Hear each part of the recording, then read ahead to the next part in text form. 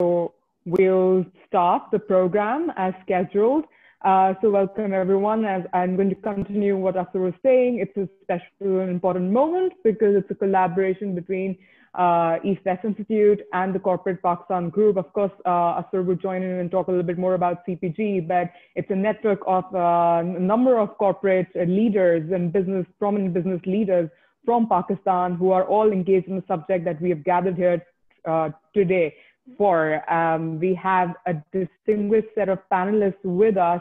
So on behalf of EastWest Institute and Corporate Pakistan Group, I would like to welcome everyone, all our panelists and all our audience to this conversation with South Asia's economic future in the post-COVID-19 world. Oh, Azfar is here again. Azfar, I just took the lead on and started the program. Okay, so sorry I was disconnected. Yes. So actually, this is a collaboration of Corporate Pakistan Group and EWI EastWest Institute. EastWest Institute is a global network of influential stakeholders committed to and engaged in building trust and preventing conflict around the world. EWI has a 40-year track record of convening dialogue and background diplomacy to develop sustainable solutions for today's major political, economic, and security issues. While Corporate Pakistan Group is a classic example of disruption, we started this group 5 years back in 2015 as a WhatsApp group. This is a virtual group, but today, after 5 years, this is Pakistan's most influential group. CPG represents the elite of Pakistan's national intelligentsia, including corporate and business leaders, ministers, federal secretaries, senators, governors, corporate energy experts, tech leaders, defense personnel, police officers, foreign policy experts, distinguished academicians, and media practitioners. Our today's program is in collaboration with EWI, and this is about South Asia's economic future in the post-COVID world. Today's moderator for the program is Farwa Aamer. She is the director of South Asia Center of EastWest Institute. Our speakers are Bruce Connell, the president of EastWest Institute, Mr. Ikram Sehgal, Dr. Shamshad Akhtar, Nathan from Sri Lanka, and Dr. Jagannath Panda. Without any further delay, I'm handing over the proceedings to our moderator for today's dialogue, Farwa Aamer. And the word of thanks from Corporate Pakistan Group will be delivered by our member, Dr. Amjad Waheed. He is the CEO of NPP Funds. Over to you, Farwa. Thank you so much, Mr. Ahsan, for your kind words. We are extremely, like I was saying earlier, EastWest is delighted to be partnering with CPG on such an important and timely topic, which is South Asia's economic future in the post-COVID-19 world. So the onset of COVID-19 has exposed grave issues in the international healthcare and economic infrastructure. South Asia, a geostrategically significant region with visible growth in the last few decades, stands economically beleaguered by the pandemic. According to the World Bank, the region is poised to have its worst performance in the past 40 years. So amid this healthcare and economic catastrophe, the South Asian countries are ramping up action to protect its people's lives and livelihoods. But as the economies reopen, a lot is yet to be done on the road to recovery. To further shed light on the subject, we have with us our distinguished set of panelists, starting with Mr. Bruce McConnell, who's the president of EastWest Institute, but also leads the Institute's Global Cyberspace Cooperation Program. We have with us Dr. Shamshad Akhtar, who is the Pakistan development economist, as well as Chairperson Karandaaz. Also joining us is Dr. Jagannath Panda from New Delhi, who is a research fellow at the Manohar Parrikar Institute for Defense Analysis and International Studies. We also have with us Mr. Nathan Sivagananathan, who's joining us from Colombo, and he's co-founder Hatch. So welcome to all panelists and everyone in the audience. This is going to be an exciting conversation. But before we begin, I have a few housekeeping notes for all those attending the session today. So each speaker will speak for about 6 to 8 minutes, and I'll moderate. If you have any questions, please make use of the Q&A box on your Zoom controls panel, and I'll be able to bring your questions up later in the Q&A segment in our session today. So without further ado, I'm going to open the floor for discussion, and we will start with you, Bruce.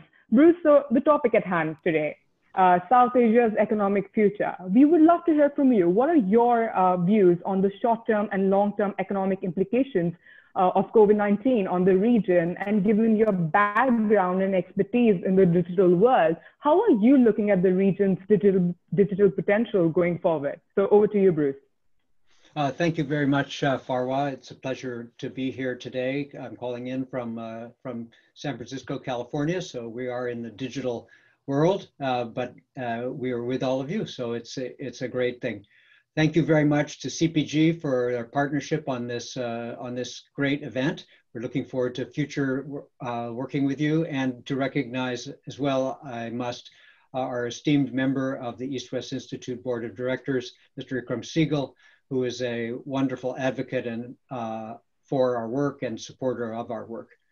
As was mentioned, the EastWest Institute was created 40 years ago to prevent conflict between nations around difficult security issues by bringing people together, building trust, and delivering solutions that can work for all participants. In South Asia, we've been working under the leadership of Ms. Farwa Aamer, our moderator today, on the difficult problem of watershed management in the Himalayan river basins and what we call hydrodiplomacy as a means to address this challenge. Climate change is making water politics more acute and dangerous, and we are working to create dialogue among the affected parties, notably Pakistan, India, and China, so that secure water supplies can be guaranteed for all people. Another project, one that we recently concluded, called Afghanistan Reconnected, also involved our Pakistani and South Asian colleagues. The principal goal of this project was to develop approaches to improved economic connectivity between Afghanistan and its near neighbors, which included conversations with Russia, Pakistan, Central Asian countries, India, and Iran. So I want to discuss briefly the impact of COVID on the global economy. The main point is that the impact is still uncertain. The International Monetary Fund reports that there have been strong impacts on many countries' GDPs, but for the moment, the economies have stabilized. However, as we know, we are all in the early stages and everyone is fighting to contain the virus and to contain the economic damage. No one is doing that well. And in some ways, the industrialized nations are experiencing more difficulties because of their advanced economies, their older populations, the tendencies of younger people to be less careful about getting infected and thus threatening older people and their families. And of course, in emerging economies, the problem tends to center in high density, poorer areas of mega cities around the world. But it is, while the pandemic has changed some things, it has just accelerated existing trends as well, geopolitical trends that will shape our next world order. The first trend is deglobalization. The logistic difficulties brought to light by the current crisis are already pointing to a shift away from global just-in-time supply chains. Yet, as economic difficulties mount, the inevitable growth of nationalism and my nation first politics will push companies to localize business operations that favor national and regional supply chains. The second trend is toward more authoritarian styles of government, and this relates to the third trend, China's geopolitical rise. Of course, this trend has been more than 3 decades in the making, but while China has successfully transformed itself into an economic and technological superpower, no one expected it to also become a soft power superpower. The crisis can change that, but if China's crisis diplomacy continues and the perception endures that Beijing has been far more effective than the rest of the world in its response to the outbreak, then this will be a further increase in their geopolitical rise. Of course, one of the things that has really changed is our realization of our dependence on the digital world. We are illustrating that on this call. In the past weeks, I've been on calls like this that have been hosted in South Africa, Singapore, Moscow, and Beijing. The 2 major challenges are time zones and the availability of high bandwidth connections. but it is amazing what we have learned about working together remotely. For South Asia, the big question is the future of digital development, of the digital economy. Here, the question involves the digital divide, it involves young people, it involves international companies, and it involves geopolitics. Let me take these up very briefly. When you think about the digital divide between the haves and the have-nots, both inside societies and across the world, 4 points come into play. The first is the absence of quality infrastructure. And when I say infrastructure, I'm just talking about the high bandwidth underlying connections, not only to the endpoints, but throughout the country and into the rest of the world. This remains a big problem of investment and one where much more needs to still be done. The second point is endpoint access. So it's wonderful if you have fiber lines throughout the country or Wi-Fi, but if people don't have access to the more recent technology and laptops or notebooks and things like that, the benefits are much reduced. The third is domestic expertise. So in that case, there is a need for capacity, not just technical capacity, but also policy capacity, because the digital world brings together many, many policy challenges ranging from cybercrime to cybersecurity that must be dealt with complex across different players within different ministries and governments and across the government and the private sector. And that brings to the fourth area of the divide, the regulatory maturity. In many parts of the world, the regulatory regimes that exist reflect previous situations where the government had a much heavier role in these infrastructures, and that needs to be matured and harmonized across countries. The second area, as I mentioned, is young people, and on the good side, South Asia has a huge youth population, which has a vast potential for internet adoption and innovation. There's a skilled and young workforce, especially in computer science and computer engineering, so digital industries can lead to greater job opportunities, and it's really got to be the growth area. The digital economy is the future of the economy, and the Global South is the future of the digital economy. So there is great synergies and opportunities there. Of course, there is still importance of international companies, as I mentioned. So those companies recognize that the future of the internet is in the Global South, and I can give a couple of examples. Amazon, for example, is forming a team for its Amazon Web Services, its cloud hosting services in Pakistan, to help drive the adoption of cloud computing. Google will be investing $10 billion in India to help the country accelerate the development of its digital economy through its Google for India Digitization Fund. All right, so the fourth area that is involved in the digital divide is geopolitics. One of the areas this shows up is in the question about 5G networks. South Asia obviously should work to further build and unleash the potential of 5G and to boost its economy and societies in a post-COVID-19 environment. And one of the main 5G players, of course, is Huawei from China. And recently, for example, Mark Mung, from CEO of Huawei Pakistan, said that Huawei would support the government's Digital Pakistan initiative to move towards a diversified knowledge-based economy with the latest technologies like 5G, AI, and Internet of Things, and unlock new avenues to growth and innovation. But as you know, there's a great controversy about Huawei, because it is said by some in the West that they are that's a dangerous partner to have because they may be controlled by the Chinese government. And so what many countries are finding is that they are now caught in between the Chinese and the West in selection of things such as 5G technologies. The EastWest Institute did a report on the security aspects of 5G and other matters of cross foreign supply chains and foreign suppliers. And in our view, it's a mistake to ban a technology just because it comes from a particular country. All technologies come from every country.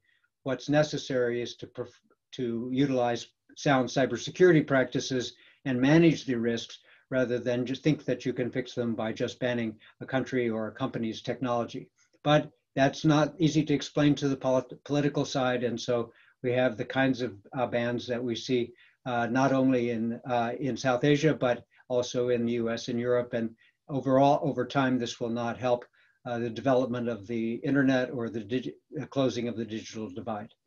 So these are some thoughts that I have about the future of the digital economy, and I look forward to further conversation with everyone here. Thank you so much for inviting me.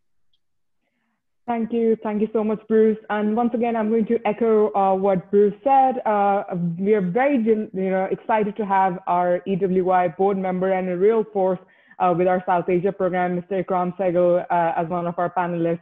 So thank you, Mr. Sehgal, for joining us and taking out the valuable time. I'm now going to move on to our next speaker, who is Dr. Shamshad Akhtar. So Dr. Akhtar, you are an economist. You have served with the Asian Development Bank, you've worked with the United Nations, you've worked with World Bank. So you have a real grasp on the subject, both regionally and internationally. So we'll be really interested to hear from you at how are you looking at the COVID-19 economic implications on the region, but also on the globe going forward. So over to you, Dr. Akhtar.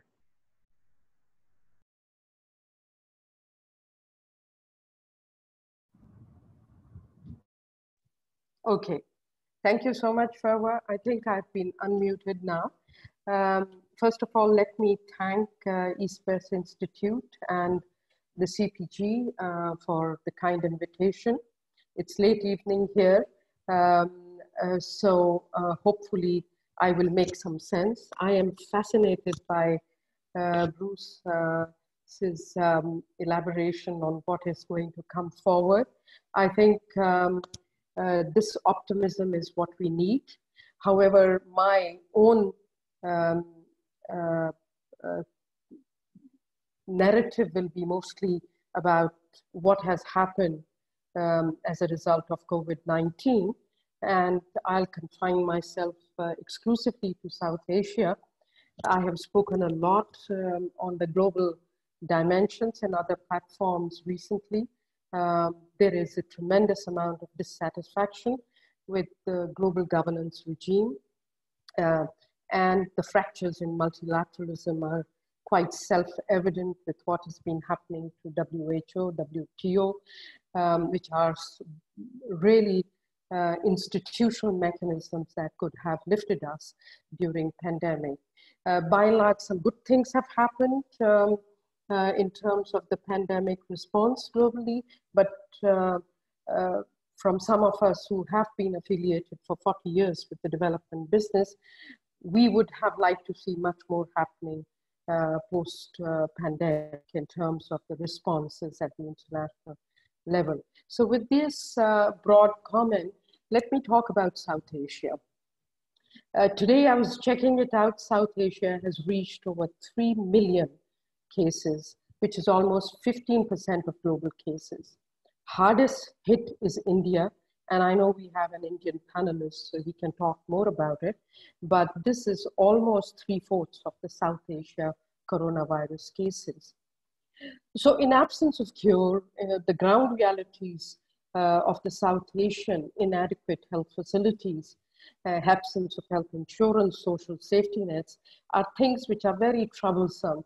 And if you recognize that the testing has been under-tested across South Asia by and large. So infection rate in South Asia is third highest with US and Brazil at the top. We do know the biggest challenge South Asia has its demographic dynamics, both in terms of the rapid population growth and also the young population. How do you harness the young population in the right way? We have been saying, well, they are our assets, but we have yet to harness them through quality education skills and so and so. What is scary is that this population is going to rise to 2.1 billion by 2030, which is when the SDG agenda deadline is, and we haven't really progressed a lot in SDG agenda before the pandemic, but it's what's happened is that pandemic has distracted attention from the implementation of the sustainable development, which is what South Asia needs desperately. So what happened, I just heard Bruce talk about the IMF. South Asia's regional GDP, as per the World Bank, contracted by 2.7% in 2020. There are lots of technicalities to this number, but it's important to recognize that this is about 8.8% below the pre-pandemic growth. It is indeed the worst performance in 4 decades, but they have been shining years for all these countries at different data time periods. I can recall India pre-2008 hitting 9% of growth rate, and similar performance from some other South Asian economies. With the easing now of lockdowns and drop in infection rate for now, recognizing the scale and uncertainty is beyond us at this point because we don't have a crystal ball. Growth could recover, but when and how fast, I'll get into it. The positive news, as I said, is easing of lockdowns. Crop sowing has gained momentum, although the damages of locust attack and monsoon rains is worrisome. But regional GDP, by and large, all the forecasters are talking about that it will bounce back to a positive range because it's a dynamic region. But the uncertainties and downside risk remain high, particularly of the future trajectory of the virus, but also about the macroeconomic conditions of these economies having been scarred so badly now. Political fragilities are worrisome, and despite United Nations Secretary General's call at the Security Council to abandon all these cross-border rifts and to hold on freeze some of the disputes, the geopolitical tensions within our region have elevated in midst of this crisis, with phenomenal concerns regarding violation of human rights in certain pockets. South Asia's macroeconomic and structural vulnerabilities, they have persisted for a long time, but are of different order and magnitudes at the country level. Pre-COVID, in 2019, except for Bhutan, all South Asian economies reported fiscal deficit, with India and Pakistan rising to over 7% of GDP in 2019. And external current account deficits were in double digits in Bhutan, Nepal, and Maldives. So how are we going to move forward? Pakistan, of course, has corrected somewhat its current account imbalances, but despite IMF programs, its reserves have come under pressure and medium-term outlook on balance payment is worrisome. India has sufficient reserves, they're pretty impressive. Post-COVID-19, balance of payment positions came under renewed pressures as countries register a fall in foreign outflows, exports, remittances, which account for 30% of GDP in Nepal, and tourism receipts really were hurting a lot of economies. Economic disruption hit the small and medium enterprises, which otherwise accounts for 30% of GDP, exports, and is the engine of job generation. Given 60 to 80% informality in South Asia, livelihood of large segment of workers was impacted. There are now firm signs that South Asia will witness a reversal in good progress in poverty reduction. Very unfortunate. Latest World Bank Global Economic Prospects report suggests that COVID-19 induced poverty will add 42 million more people below 1.9 poverty line and 138 million below $3.2 poverty line, which is almost 2/3 of the global poverty. This is the outcome of June 2020 downward scenario. So it is somewhat pessimistic. but you know what ballparks are we talking about here. South Asia's fiscal space is very worrisome to me because of the large stimulus, but this has been limited from what is absolutely needed. There have been some recent model simulations with UNSCAP has done, and it talks about need for much larger to salvage people and the economy. India and Pakistan's fiscal deficits are expected to double over the budgeted targets. Total package of COVID ranges from anywhere from 1% to 2% to 10% of GDP in these countries. But what accounts as fiscal stimulus is public spending for relief, either through cash transfers, modest health spending, social programs, and tax reliefs to industries. Bulk of the mitigation burden has been shifted to central banks. Monetary stimulus has involved a combination of adjustment in policy rates, with steepest adjustment executed by my own country's central bank, the repos and reverse repos liquidity operations, generous sectoral refinancing facilities at concessional rates have been offered, and notable is emphasis on reviving construction and housing activities. And there have been few decent food security measures to ensure there is at least rural livelihood. Central banks have claimed that policy transmission is working, though in some jurisdiction update of schemes and refinancing is low, reinforcing the point that enabling sector policy environment is the most critical thing to get to where Bruce has been talking about in context of South Asia. So the take up of the refinancing facilities of central banks has had mixed record. Good news is that the financial stability reports have allayed concerns regarding financial instability. However, vulnerabilities could grow as the non-performing portfolios of the banking system have to the level that could cause tremendous alarm at this point.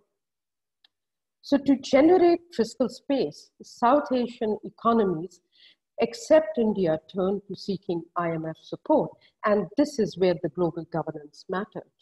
So total $2.6 billion financing. And of course, a lot of MDB development policy has come through for our region. At the same time, few regional economies availed of the G20 debt service suspension initiative, which is to the tune of 3.3 billion. It is notable that Pakistan borrowed over half of the regional emergency financing of the fund, and in the sub-region, I mean, and over 80% of the debt services suspension initiative offered to the region. This is, of course, over and above the significant development policy lending benefiting the region. So you can imagine the shock this crisis has caused to the Pakistan economy, which was in midst of a twin deficit crisis already and was trying to recover. In shaping recovery, South Asia, of course, has to exploit its real potential, as almost all countries are operating today below potential and at low capital and labor productivity. And I'm going to take this part very fast because I know that there will be questions relating to some of it. But let me say that since you asked the question of outlook, I think the outlook would depend on how countries re-strategize themselves and launch immediately structural reforms. There are very limited signs of that happening. And they should build back better by first implementing sustainable development goals on a fast track to promote balance and inclusive growth. Now, of course, there's a trade-off. Should you keep your people alive by feeding them and giving them cash transfers, or launching medium-term programs? Second, as Bruce has pointed out, to develop digital corridors and promote e-commerce. And a lot of that work is underway in Pakistan. But we are very fortunate that China as a whole is doing a lot at the global level. I am actually the Belt and Road initiatives global advisors, one of the 12, and I know that they are doing a lot of work in this area. Also, we need to support decarbonization if we are going to build better through green and blue recovery. Again, China is talking about Green Belt and Road Initiative. And we have to expand and institutionalize social protection system, because today we have nothing out there which is sustainable social protection system, and financing of it is challenged. My last point is that this is the least integrated region, as everybody knows. And regional cooperation always starts with promoting peace. I can tell you, I have worked on ASEAN Economic Cooperation Platform for almost 20 years. I have worked on looking at EU model. I have looked at all the regional cooperation initiatives that exist in Asia, because United Nations, ESCAP, which is a body that I have left 2 years back, has been a primary institution that has been promoting regional economic cooperation in all the sub-regions of Asia Pacific, but more so in South Asia, where we have been more frustrated than any other sub-region. It is, however, peace is a prerequisite for optimal resource allocation and sharing, be it water, energy security, transport connectivity, or for that matter, looking at IT, because we have been working on Asia Pacific Information Superhighway, and transport connectivity. UNESCAP has developed the Asia highway corridors, Asian railway corridors, and I could write a book of the frustration that's happened because we have not progressed very fast. We've been working on SARC power grid development in terms of analytical work. The direct full benefits of full power grid itself, interconnection could reach 9 billion each year in direct savings and reduce the greenhouse gas emissions by more than 9% per annum. Renewable energy, a lot of work being done. India has taken a lead in solar within South Asia region, but we have to collectively work on arresting the drift in the climate change, which is going to be very scary post-pandemic. The forecasters and the scientists are predicting that, well, pandemic could be treated with a virus, but the after effects and what will happen in terms of the turbulence the world will face as a result of the climate disasters cannot be arrested with any pill, because it's not an epidemic, it's a real, and you know, this region is known for the heavy load of the natural disasters and the largest cost, economic cost and loss of lives. And we have written books on it at the UNESCAP, assessing the magnitude of it. So let me conclude by saying, it's easy to say regional cooperation in South Asia, but it is very difficult to implement because of the two large powers. In European Union, it was France and Germany. In South Asia, it is Pakistan and India, which are blocking the road rather than being constructive, like the other players in the European Union. Until today, if you know who led the bond issuance of the EU with the sovereign backing, it was really these two large players. So we need maturity of the large players. Instead of that, everybody is looking at alliances with other rather than with Asia, South Asia. But that's fine. So in that context, the relevance of the result has to be re-examined. And perhaps, okay, let's be real. There will be India looking at South and Southwest, and Pakistan looking at the Karakan region, and of course, with the support of Belt and Road Initiative to the global corridors, European markets, because Belt and Road is not about just Pakistan. Belt and Road Initiative is an alliance between Asia and Europe of a very high order. And I say that again because I have been interfacing with European Union on the Belt and Road Initiative, which is amazing the amount of work that has been done. What is needed is to build, rather than be aspiring totally on global value chain, if we only had a very focused mission of regional value chain fostering, we would probably be able to understand what we need to fix in terms of the trade regime or transport connectivity and so on and so forth. I'll stop here because I suspect I've gone over time. Farwa, thank you for allowing me the luxury to talk.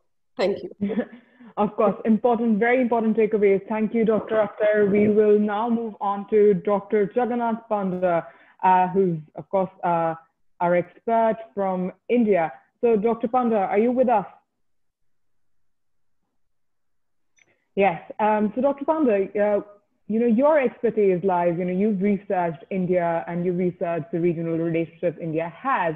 So, and we are in the midst of conversations where India is looking to be, or is poised to be, the next manufacturing factory of the world. And it is one of the largest democracies in the world, which has enough potential.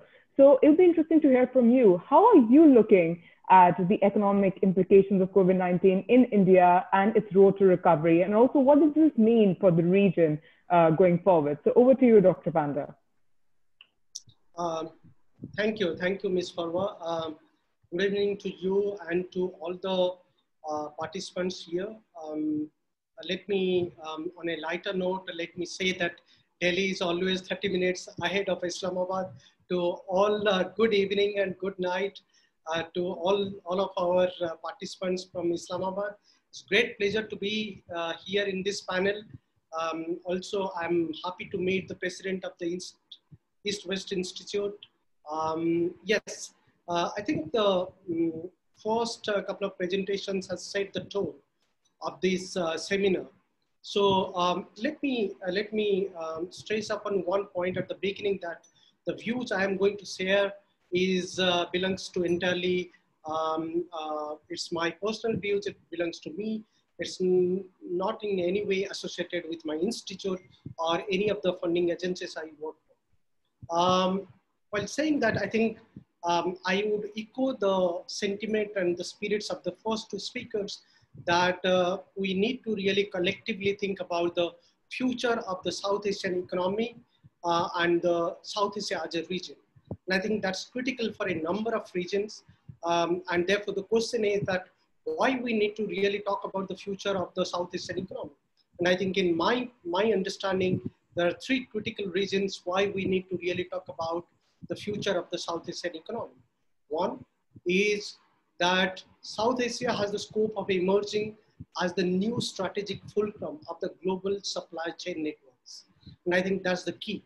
And therefore, I would agree with the first speaker, the president of the EastWest Institute, that there are a number of areas that can actually come as a bonding factor among all the South Asian economies, all the South Asian countries, and major economies can contribute to that. The second is, I think South Asia combines the geopolitical landscapes by establishing a linkages between land corridors and maritime corridors. And therefore, as our second esteemed speaker talked about BRI, I think one of the key factors is that South Asia is one of those regions which actually is a gateway for many channels of communication, be it on the land corridor domain or on the maritime domain. And I think there we have a lot of differences, but also there are a lot of commonalities are there among the countries. We need to really talk about those.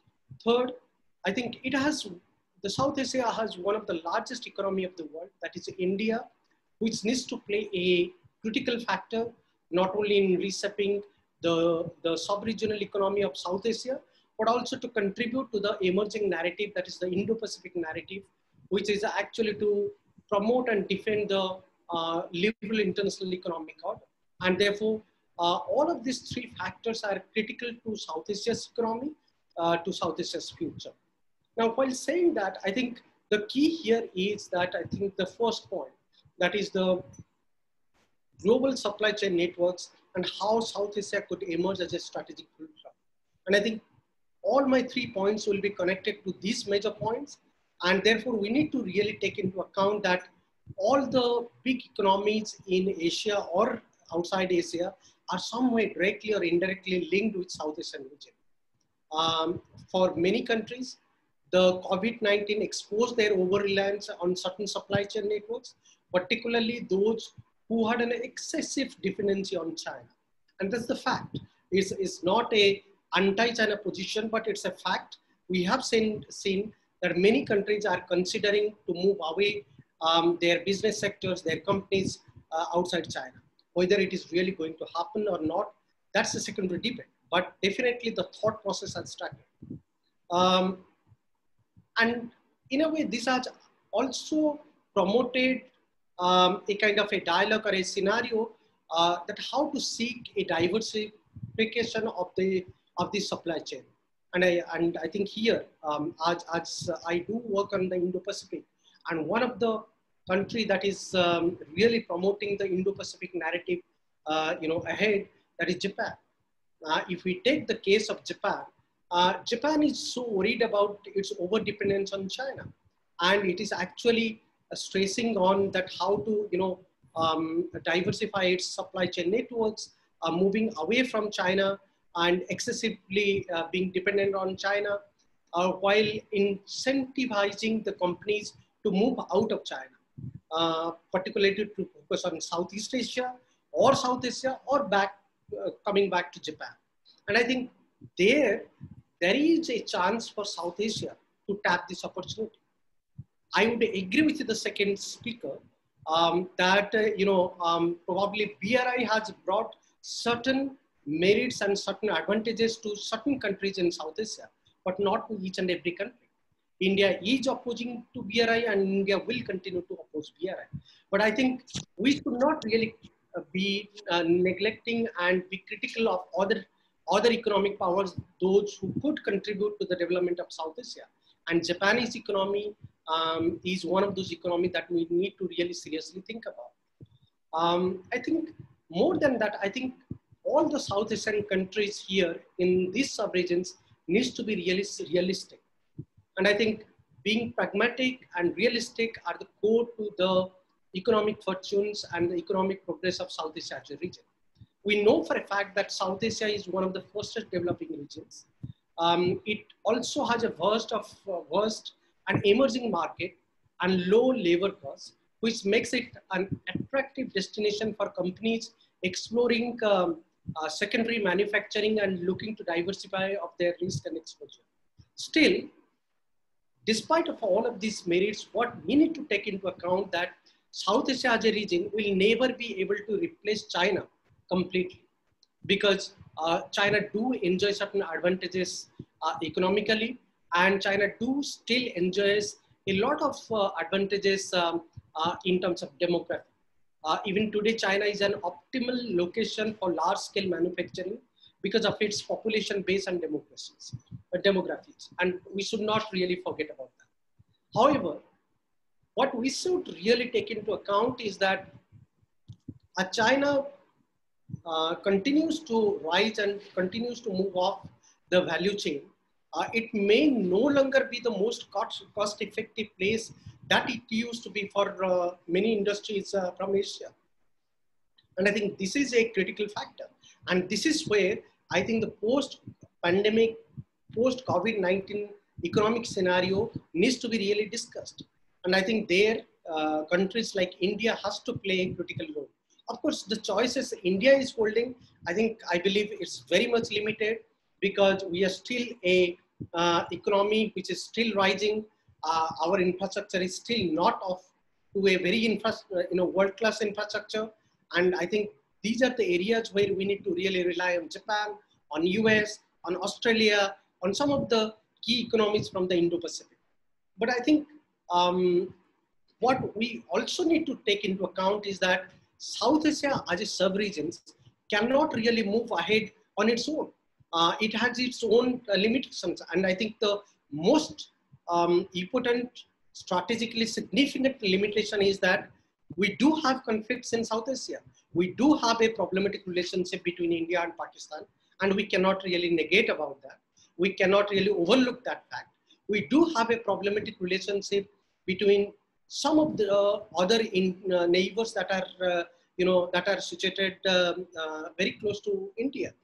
So all of these conflicts will definitely be acting as a kind of a pull factor, not to really promote the region to proceed ahead and to witness a rapid economic growth. So therefore, what we need to do is that we need to constantly try to link the fortunes of South Asian economy with the other sub-regions of Asia, for example, Southeast Asia.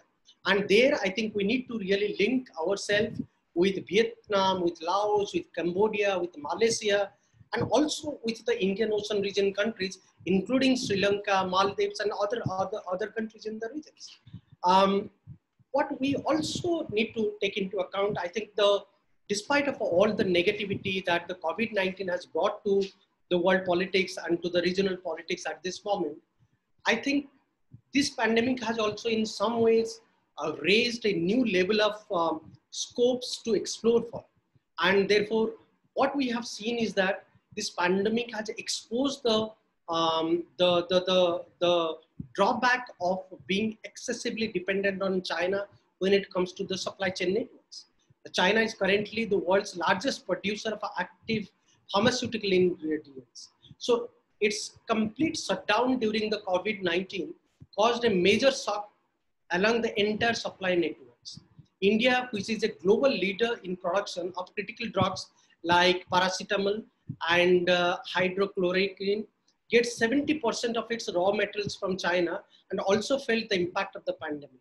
And I think these disruptions, though although this is very short term, I believe, were a source of concern for countries who depend heavily on China. So therefore, under such circumstances, India has the potential of enhancing its dominance, not only within the regions, but also extending to Indo-Pacific regions. And therefore, we need to really talk about new channel of communications between South Asia and other sub-regions of Asia, be it Southeast Asia or be it West Asia. And I think there, we need to build a consensus not only between India and Pakistan, but also between India and other South Asian countries, so that we could talk about connectivity, we could talk about corridors, we could talk about infrastructural cooperation in terms of promoting inter-sub-regional cooperation and in terms of promoting land and maritime corridors. Now, my last 2 points are that I think India needs to also emerge as an attractive alternative connecting bridge between land and maritime corridors. And I think that is where India really needs to act first. And I think our Prime Minister Modi has recently talked about self-reliant India. What does this self-reliant Atmanirbhar Bharat? He delivered a speech and where he stressed about Atmanirbhar Bharat. That means self-reliant India. What does this imply? This does not imply that India wants to isolate itself. This implies that India wants to become a self-reliant economy, emerging as a faster economy in a post-COVID world, where other economies will be invited to invest in India and take part in co-production networks. And I think that is key to India's rise as an economic power and to the fortunes of the South Asian economy. So where does all of these things, my last point is that where all of these things actually leave South Asia as a region? I think we all need for a resilient setup in South Asia. That's the bottom line. There remains several challenges in South Asia. Labor and land practices, for instance, can often put off the foreign investors. India is also a difficult country in some ways when it comes to its administrative structure, bureaucratic structure. So is the case in Pakistan. So is the case in most of the South Asian countries. And I think we need to really also talk about domestic administrative structural reforms in each of the South Asian countries. That's also another key factor when we are talking about the South Asian integrations or a collective, growth pattern in the South Asian regions. And I think more than all of these things, what I will be also stressing out is that South Asia needs to really establish a greater synergy with other sub-regions. And I think there are two effective channels where India needs to play key and critical role. The two channels are BIMSTEC, Bay of Bengal, multi-sectoral transport networks, communications corridor, and the other one is the BBIN, Bangladesh, Bhutan, India, Nepal, transnational corridor projects. And I think these two networks should work in tandem with SAARC. Of course, we have not really given much significance to the SAARC, but if all of us will recollect, I think Prime Minister Modi has recently stressed upon that we need to really think about for a effective and deeper cooperation within SAARC. In fact, he proposed for a revival of the SAARC framework by proposing an emergency fund of $100 million to address the pandemic within the South Asian countries. He stressed about health infrastructure and services within the South Asian communities. So these are the key aspects. So I'll conclude by saying that we need to stress upon a lot of key sectors if we are really talking about South Asia as a collective regions to proceed ahead. And I think we need to focus on production networks. We need to talk about infrastructure and logistics. We need to talk about financial flow and services sector. We need to also critically think about agricultural supply chain. And I think most of the South Asian countries are actually, agricultural oriented countries. So we need to really talk about agricultural supply chain. We also could talk about a lot of cooperation in the services sector. For example, on foreign exchanges, liquidity, budget support. We could also talk about educational exchanges. That is another critical area. While in a post-pandemic world, we'll see gradually West not really inviting the Asian students anymore that prominently. I mean, there will be a check on the Chinese students going to US, Japanese, not the other Asian students going to US. And I think there we need to really promote the educational exchanges as a means to promote the South Asian forums. And we do have a university called South Asian University.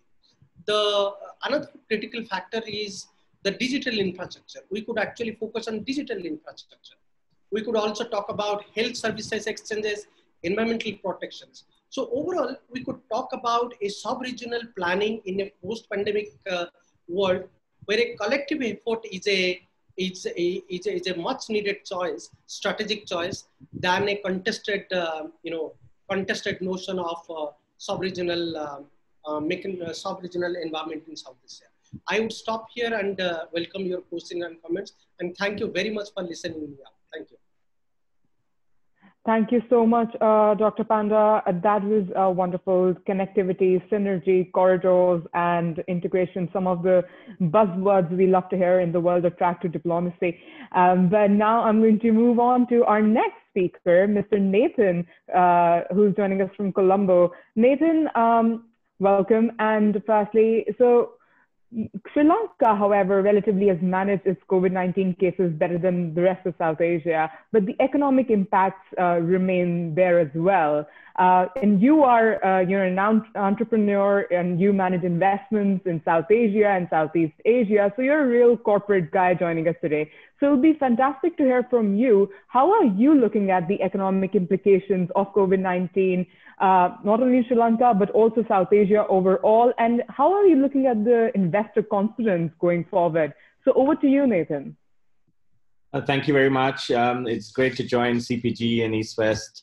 I've had the privilege of living in most of the countries in South Asia and also doing business in South Asia. So having a good understanding of each of the countries, the policies, the politics, it's really interesting to hear different feedback from the panel here today.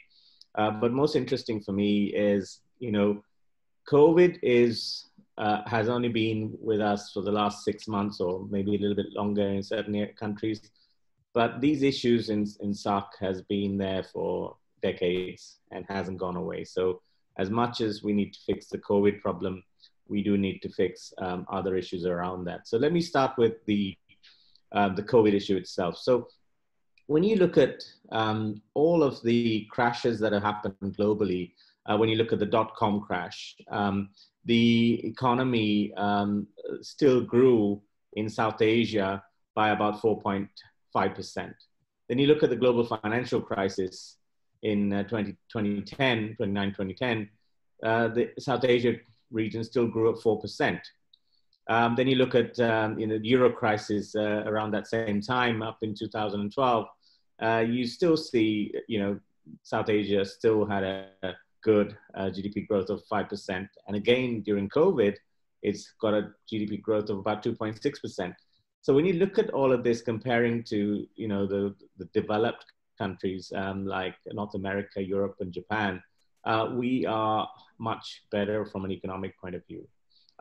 There are obviously health risks and things that we need to address in our health system, but economically, from a GDP growth point of view, we're in a much better place than most of the rest of the world. So we should be happy about it. The second thing is, I think overall in South Asia, we're very resilient, and we are a resilient bunch who get back on their feet. And our requirement to get back on our feet is very less than the rest of the world. So we will bounce back a lot faster than most places as well. I look at a country like Sri Lanka. We've had a double whammy in a year. We had the Easter bombings last year, and then we had COVID this year. So when you look at a financial year of our business, we've had double whammy in that same year. So how we look at things is, we look at things positively, and we look at things as opportunities of how we can actually help each other in this region.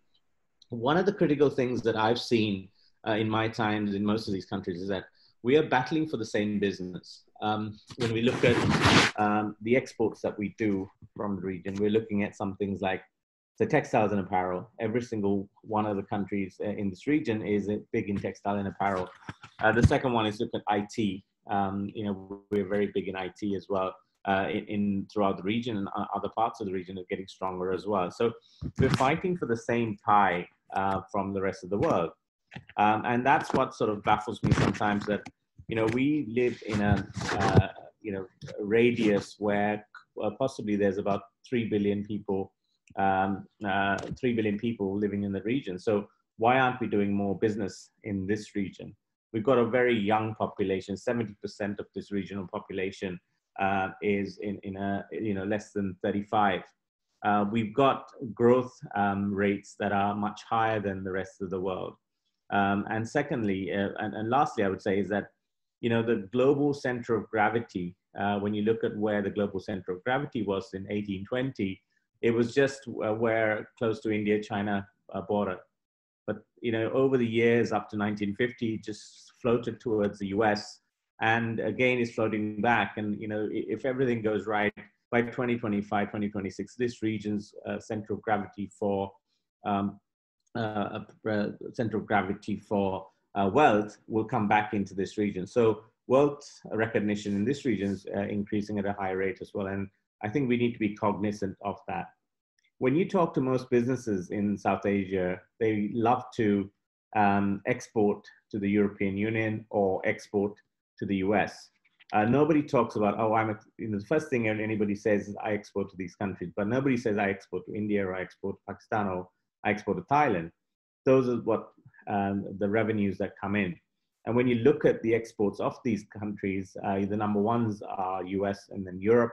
Then you have other countries like the UAE as being third. So there is a disparity in the way that the overall trade happens within this region. And I think there's opportunity for us to really work on that.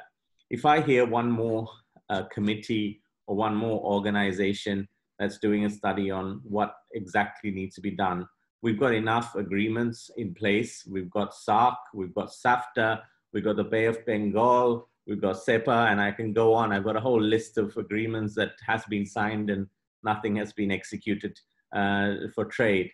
And it's really frustrating for business people like us when opportunities are not taken by a lot of these regional companies and countries. And the main reason for that is the paperwork attached to doing all of this. the cumbersome paperwork is one of the biggest reasons that trade is not taking place within this region.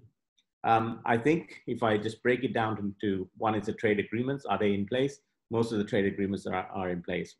Is SARC ever going to work? I don't think as much as we would love it to work, as long as we have India and Pakistan at loggerheads, it's never going to work. And it actually affects smaller countries like Sri Lanka even more than countries like Pakistan or India. And I think that's something that we need to figure out how to fix that. I was really hopeful when all of the regional leaders got together on one Zoom call to discuss. And, as Dr. Jagannath said, they were looking at this fund to be created. And I was really hopeful that that might be the start of things to come, but nothing has moved forward in the last 3 months since that call. The other thing I would say is that, when you look at the overall agreement in SARC, I think when you look at most of the countries around the world, you look at the US, they're the leader in that region. When you look at Mexico, when you look at South America, all of them look to support the US economy. And the US gives a lot of support to those countries as well. When you look at Europe, it's similar with the UK, with Germany, and also with France. They've supported the regions there. And then you look at China and how they've supported Malaysia, Philippines, Myanmar, etc., and developed. But India has not taken that leadership role in this region. And we haven't had one organization or a country that's really driven from that leadership approach in here, in investing time and effort in building the required infrastructure, required agreements, the required trade, and most importantly, the required investment. So when China comes in and invests in Pakistan, it invests in Sri Lanka, they are helping the economy grow. And I'm very positive.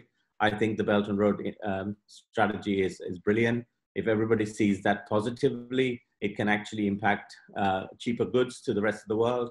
And it can also impact cheaper goods to our own individual countries. So I think, we need to, as much as we would love to, a lot of people hate how China does business, but I'm actually a fan of how they're actually helping some of these economies grow and bringing in money for investments, which other countries just sit around the table and talk about. From an economy point of view, I think the overall leverage of most of these countries is a big concern, especially countries like Sri Lanka and Pakistan.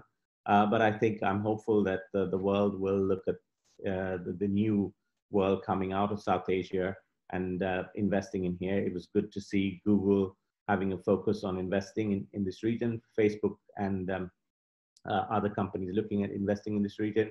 And hopefully that will help us alleviate some of the pressures on some of this debt that's been created in the region as well. We have tourism as a real big opportunity, which in the economy side, obviously at this moment is not the best, but some of the best places in the world and some of the most untouched places in the world are in Pakistan, Bangladesh, Sri Lanka, and India, and even Bhutan. And we just don't do enough for tourism and continue to drive that touristic approach. And also the training that's required. It's not just the tourism. We can be charging higher prices. We can be entertaining differently. When you go into the places like Thailand, Vietnam, Philippines, where they really have got tourism to a real next level of service. And finally, when you look at in what I think is one of the critical things that I spoke about was infrastructure development.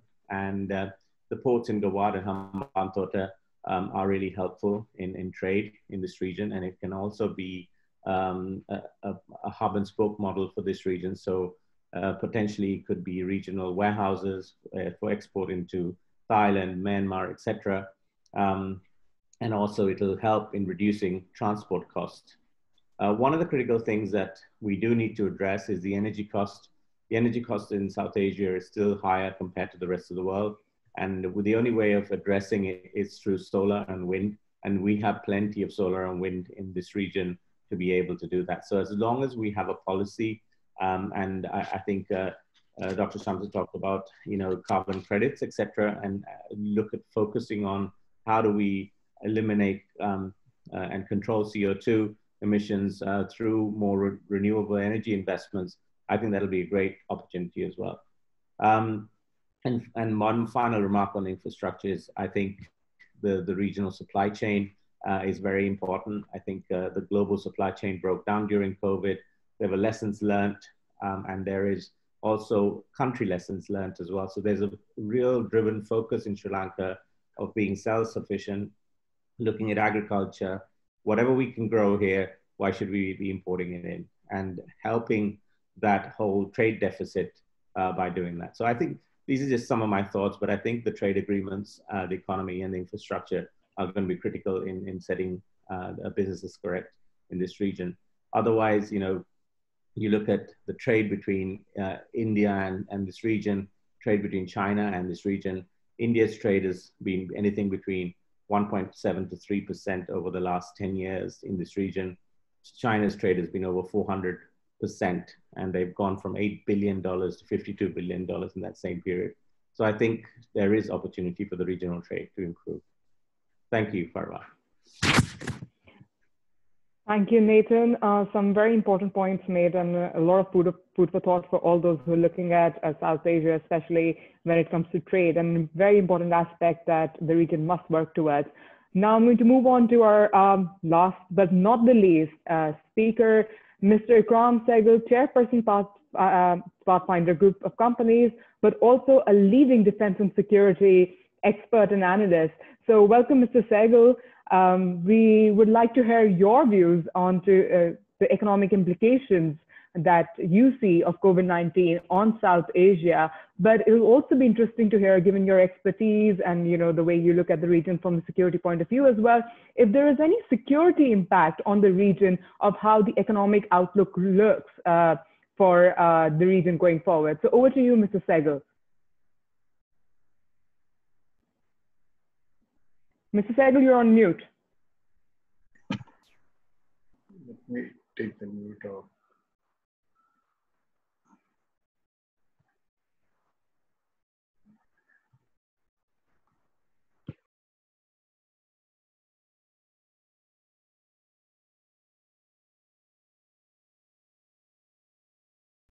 Mr. Sehgal, I think you're still on mute. You went off for a bit there, but. Can you hear me now? Yes. Yes, perfect.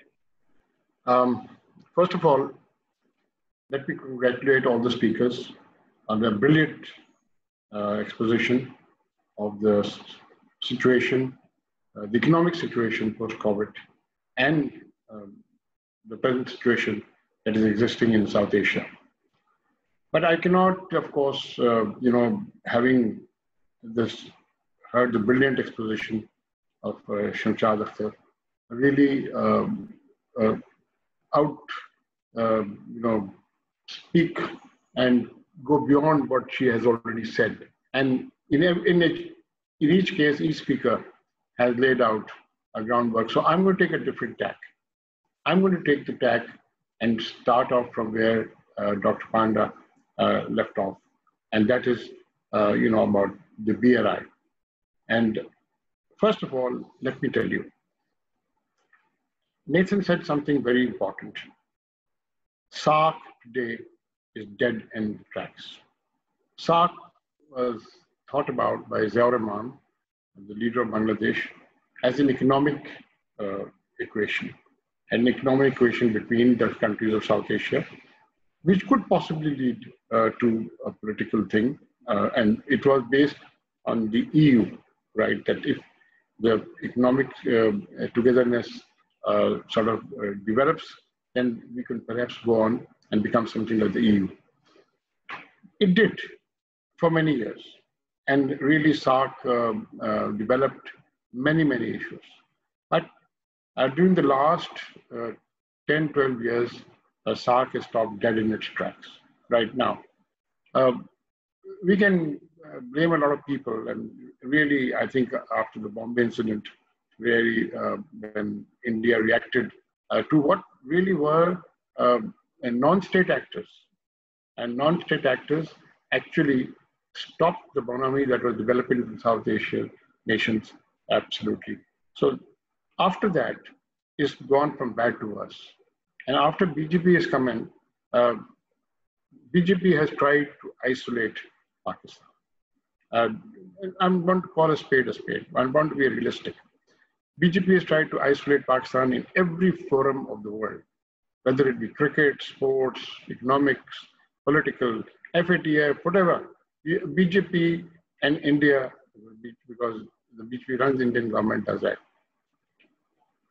Dr. Panda, Nathan, Shamshad, we cannot go forward with conflict.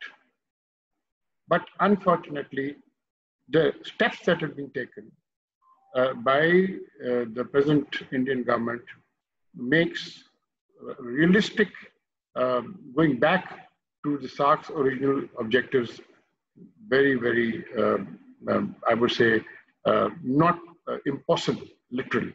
So we have to think in terms of what we can do in this new realism. First of all, let us take the BRI. The BRI by itself, of course, it is China's great initiative to connect Asia to Europe. And it has done wonders, really, because from a 45-day trip from Shanghai to Paris or the Channel ports, the thing has come down to 15 days, right? Now, so for us, particularly, the China-Pakistan economic corridor has been tremendous. It has been tremendous because it has really, really addressed those issues that in Pakistan we were facing crisis. First of all, the power issue. About 10 years ago, we were in a power crisis and no way of getting out of it because we had no investment coming in for the power issue. Today, if we run our power stations efficiently, if we distribute our power efficiently, we're actually surplus in power. Now, similarly, our road infrastructure and our rail infrastructure. The road infrastructure far better than it was when it was before. We had no investment coming in. Nobody was giving us that much aid. Nobody was giving us this thing. We had facing a war on our front in Afghanistan for 30 years, right? And that war was spilling over into Pakistan. Ultimately, the Pakistan army had to fight a great battle to overcome that. Today, and I'm going to skip over, if you remember, why was CENTO created? CENTO was created by the Western powers as a buffer against Russia and China, a buffer to protect the Arab nations. Today, and against Russia and China. Today, it is reversed. Iran has got bad relations with the West. Turkey has a so-so relation with the West. Pakistan has a so-so relation with the West. And actually, if you look at it, the Russia and China, which were the great bogies at that time, have now become friends of Pakistan, Iran, and Turkey. So with that, and with the BRI, leaving aside the political connotations, great economic opportunities have opened up. Huge. And particularly if you look at it, and we always thought about it, we wished it, but we could never think about Gwadar port connecting to Shah Bahar. Right now, the Iranians have been calling us both sister ports. Now, what does it do? For the first time, you have two ports on the Asian mainland that can connect Africa, Gulf states, right up to into Europe, right into China, through the Gujarat Pass, through various roads and all. The economic connotation of CENTO was very good, the Regional Cooperation for Development. And what it did was that it did build up a network of roads which were never really kept up, but now, of course, people are spending money on those roads. Now, with that, what has happened is a great opportunity has opened up. And the tragedy of it is that the country that could have gained maximum advantage out of it, and I repeat what Dr. Panda said, that India will always oppose the BRI. Can you imagine that what India had to gain if it had access to Central Asia and to Europe? because through these roads, right? And unfortunately, because we have this relationship, we are a barrier to that. And we are put in such a position. Now, let us take Pakistan. Let me be very clear about Pakistan. One of the few countries in the world that can feed and clothe itself. That can feed and clothe itself. Not many emerging countries in the world can do that. Let us take, as far as the COVID side is concerned, Dr. Shamshad spelled it out very nicely. Even though, like other countries, we have suffered, the suffering has not been that much as we thought it would be. And I think mainly because the COVID did not affect our rural, our agriculture industry, with the result that even though we have a shortfall in wheat crop, about 1 million tons or so, and we are going to have a shortfall definitely on cotton, enough wheat is there that we can, we don't have, really have to, we will import some wheat definitely, but always remember that even if you import 1 million tons of wheat, 2 to 3 million tons goes into Afghanistan. Afghanistan depends on our wheat crop, right? So in a way, we are feeding Afghanistan. Now, as far as cotton is concerned, our textile industry has done very well in this COVID. Because, let me put it again, I go back to Dr. Shamshad, because one of the greatest things that Pakistan has been the institution of the State Bank of Pakistan. Dr. Yusuf Hussain put in tremendous reforms when he took over. It was carried on by Dr. Shamshad. And that helped us in the sense that today, even in the worst economic crisis, not one of our banks collapsed, not one of our financial institutions collapsed. Even today, even look at it in this post-COVID, this thing, every bank in the country has posted a very healthy profit. So I'm talking as an entrepreneur. I was faced like other people. I have 12,000 people working for me, right? I had a problem. I could have laid off 1,500 people. The State Bank came to our rescue with this payroll financing scheme. The State Bank came to the rescue of the exporters, etc., because the systems were in place. Now, all this would have become better if we could have cooperated in South Asia. We have complementary economies. What is in Pakistan can go to India. We don't have to go to Australia to get our iron ore or coal. We could have got it from India, very close. We would have spent that much in the price, what we spend now in freight. Similarly, many things India, which is pharmaceuticals, etc., other things, which would have been a great boon to Pakistan. Similarly, the other countries of South Asia. Today, I mean, it's all very well, but let us face it. Dr. Panda said it in a very nice manner that country or region. Bangladesh doesn't have a very happy relationship today that it used to enjoy with India. Sri Lanka certainly does not have that happy relationship, right? And that has been reflected in the recent election when the people, the president and the prime minister that they got out has been re-elected by a landslide, right? Nepal doesn't have a happy relationship, right? So India, which should have been the engine of growth for South Asia, absolutely has to change its attitude. And if it does not change attitude, then all these other countries, they may go through this thing, but they're not dependent on India. Pakistan is not, Sri Lanka is not, Bangladesh is not, Nepal is not, right? Maybe Bhutan and the Maldives, right? But the point is that India has to do a lot of rethinking. And if India does not do thinking, then we have to live with this new realism and think about having the world without India here. Now, what is China doing? China is taking up the slack. China has moved into the vacuum. Now, we want the Western powers to engage here in the region. We cannot have United States or France or UK or out of this region. We want them to engage in the region, right? Because if they engage in the region, then we have more development. We cannot have just this thing. In board meeting after board meeting in the EastWest Institute, I have been repeating this, that We cannot have CPEC, we cannot have BRI just as a Chinese thing. We must have engagement from the West, and they can engage.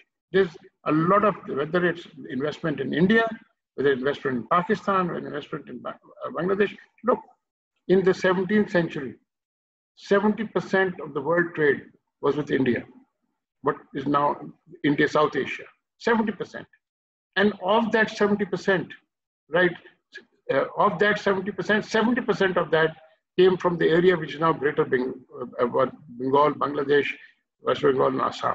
70% of the trade. Now, that over the years, for various reasons, I think people should read Shashi Tharoor's book and William Dalrymple's books, and they'll find out how that was systematically destroyed, right? We have potential, as South Asia has the potential. But the fact is, if the political thinking in India does not change, then we must be realistic and go on our own. And we must understand, and we are quite capable, right? You can isolate us in cricket. You can isolate us in other sports.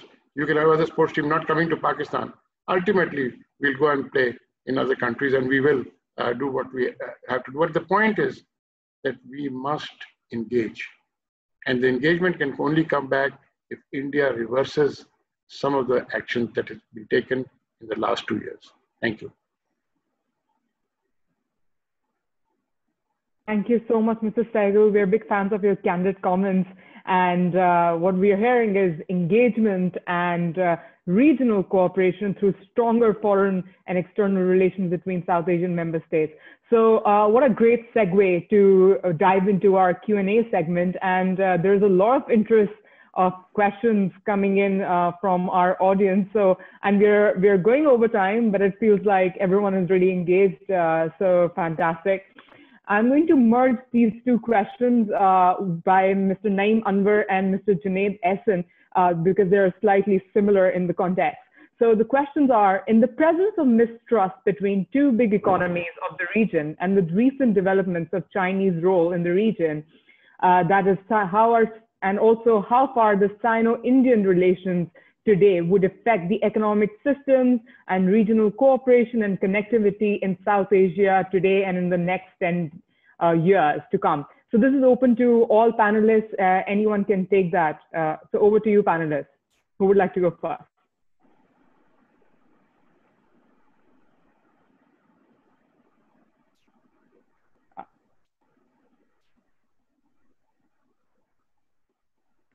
Ms. Sehgal, are you taking this question? I think I just spoke. I should let somebody else take this question. How about you, Dr. Panda? Because this talks about Sino-Indian relations, so it would be fascinating to hear your views on this. Thank you. Before I comment on this particular question, let me comment on Mr. Sehgal's presentation a little bit. And I think I must compliment him for his thought-provoking presentation. And one is very clear that he has a lot of reservation about the way India is looking at the regions currently. And I think while I would be agreeing with certain issues that he has raised, I would also equally disagree with him strongly on a number of issues. One is that he alluded that BJP has a strong regional plan and have isolated Pakistan in the regions. I don't think that's really correct. And I think what we are seeing here is that a responsible national government for the first time in India trying to take into account both India's national security and India's international objectives when it comes to the foreign policy objectives concurrently.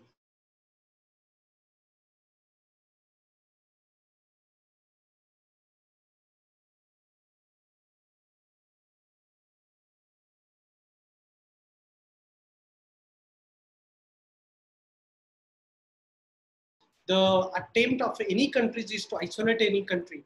And I don't think India is of that kind of country which would like to isolate Pakistan, because we are actually a part of a number of institutional arrangements, be it Shanghai Cooperation Organization or be it SAARC. Of course, there are differences. Of course, there are disputes between India and Pakistan, and there have been a strong national response from India. But that doesn't imply that the strategy is to isolate Pakistan. So I would disagree with you on this particular aspect. Second is that about BRI.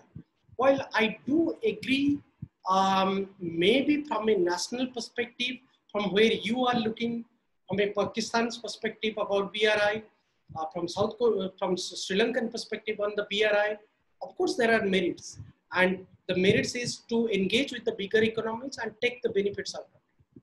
But let me pose a counter questions to you, Mr. Sehgal, that if you kindly remember, and I think there are alternative forms where we could actually take benefits of such kind of economic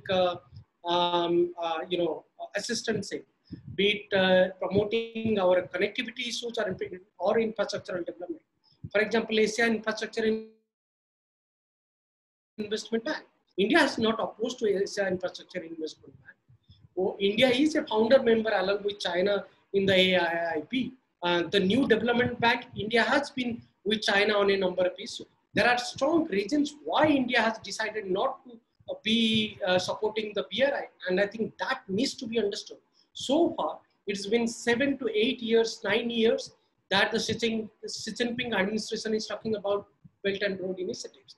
But we have not got an effective map or a outline from the Chinese government whether India should be really considering to join BRI or not, and what is India's concern, why India has not, why India has decided not to support BRI while supporting the AIIB. And I think these are the critical issues that needs to be discussed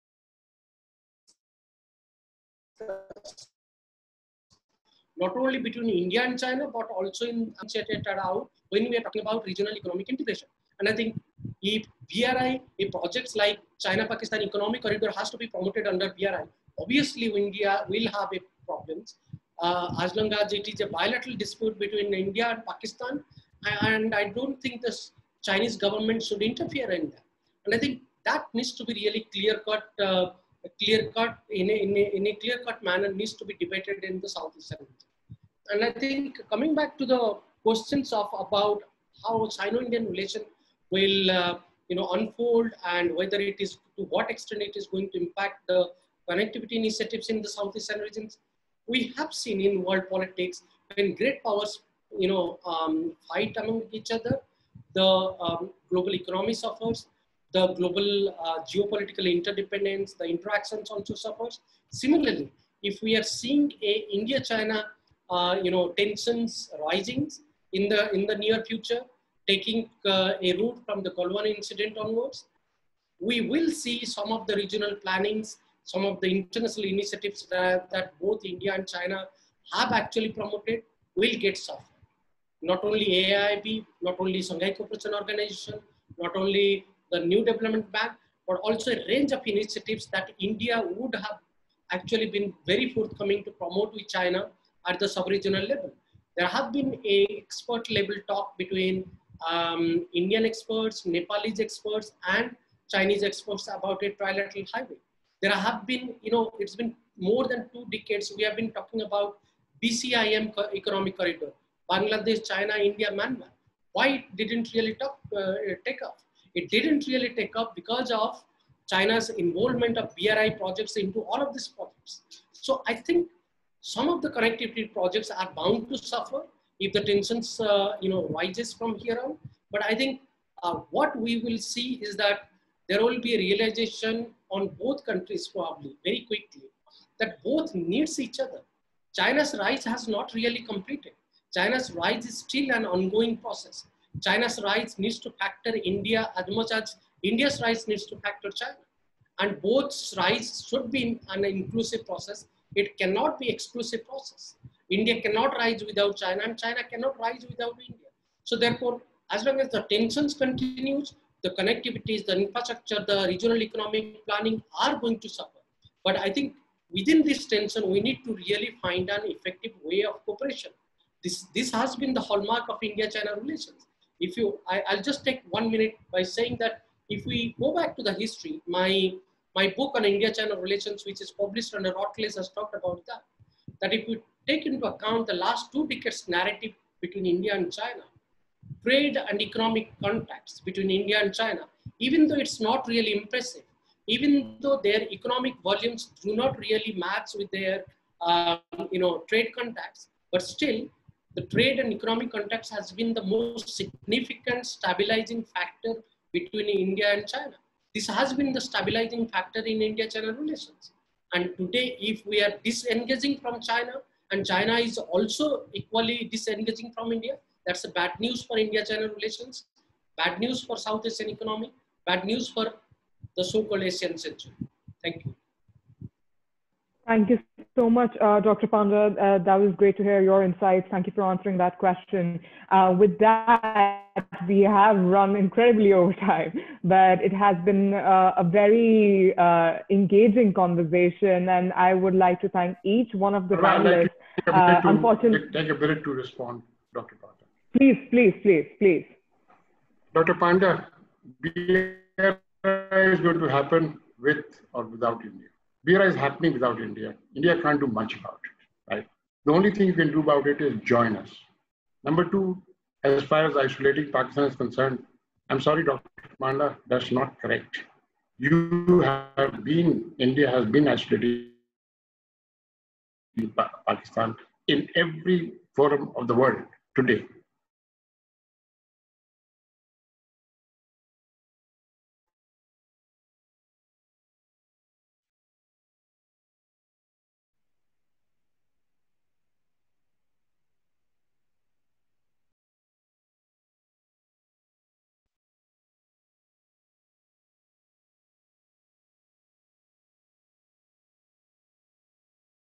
Number 3, the stick in the ground. We want to engage with India. We want to have friendly relations with India. India must change its attitude. Ms. Farwa, can I just briefly, in 30 seconds, can I respond? I think the time is over, and now I will. Okay, very briefly, while I do respect Mr. Sehgal's view, I would pull. I'm requesting Dr. Panda, I request Dr. Waheed for the word of science. Yes, Dr. Amjad Waheed, please. Please unmute yourself. Yes, sir. And wow, I mean, very engaging session, I must say, very informative, very thought-provoking. I think Bruce talked basically about growing nationalism worldwide and basically growing authoritarianism. He talked about China factor, and he talked about the digital world bringing everybody together. I think Dr. Shamshad talked about the fiscal constraints that South Asia faces, but also talked about how well Pakistan has been able to manage, under difficult circumstances of COVID. And she talked about regional cooperation, communication, integration, and that's something that flowed through, different, sort of presentations. Nathan talked about the same thing, and Ikram also talked about the same thing. So I think there is this feeling that, unless there is better integration and transport, this transportation, for example, Nathan talked about the fact that, the trade and business within South Asia region is extremely low. And if you look at, for example, Asian region or the Asian region or the Latin American region, a large chunk of the trade and business takes place, sort of within the region. And that's where every player, every country in South Asia is losing out, because of, these issues. Dr. Jagannath Pandey talked about the global supply chain network disruption because of COVID. And yes, I think now the global players are looking for diversification. And this is where countries like Pakistan, India, Vietnam, if they can put their act together, it has created a great opportunity to, because these global players are going to move some business out of China, and therefore, it's everybody's take, who's ready to take that business, who has the physical infrastructure, the skilled manpower, it creates it's a great opportunity. If you look at the population of South Asia, it's 25% of the global population. And if you look at the economy of South Asia, it's only 3 to 4% of the global economy. So that tells you that, South Asia has been left far behind. And some of it is what we saw just now, this type of, you can say a conflict, between, the neighbors, especially the two big players in South Asia. And I think if somehow, we can we can sort of resolve these differences. I mean, just imagine a world, especially South Asia, where, we are not at war against each other. And the peace dividends that Dr. Shamshad talked about are amazing, are huge, in terms of human development, in terms of economic growth, so I think basically, transportation, communication, imagine India joining BRI, getting access from the Western side. Dr. Jagannath talked about, the Eastern side, with Bengal, but what about the Western side? Unless basically, India joins BRI, and unless basically India gets a route through Pakistan to Central Asian republics, and Pakistan gets a route through India to Bangladesh, India, and then basically the Asian countries, we will not be able to avail, the full opportunity that this, this region offers. So I think with that, I think I'll thank all the, all the participants, all the panelists. They've left a lot to be thought about, and I think as for the next discussion should be how these issues can be resolved. We need to have a separate session on this. Thank you. Thank you, Dr. Waheed. That was wonderful for your vote of thanks. Thank you so much. We've come to a close. Thank you to all our panelists. Unfortunately, our EastWest Institute's president, Mr. Bruce McConnell, had another call that he had to join, so he had to drop off a little earlier. But we thank him. We thank Mr. Nathan for joining us. Thank you, Dr. Panda, for joining us. Thank you so much, Ikram Saab, for joining us. And of course, thank you, Dr. Shamshad Akhtar, for joining us and giving such valuable insights to our audience today and making this conversation so engaging, and also giving us food for thought as to how we should be looking at the region going forward, especially in terms of its economic potential and in terms of its digital potential. So thank you all once again. Thank you to all the participants, and we look forward to engaging you in our future sessions and future conversations. So have a good day. Good night, everyone.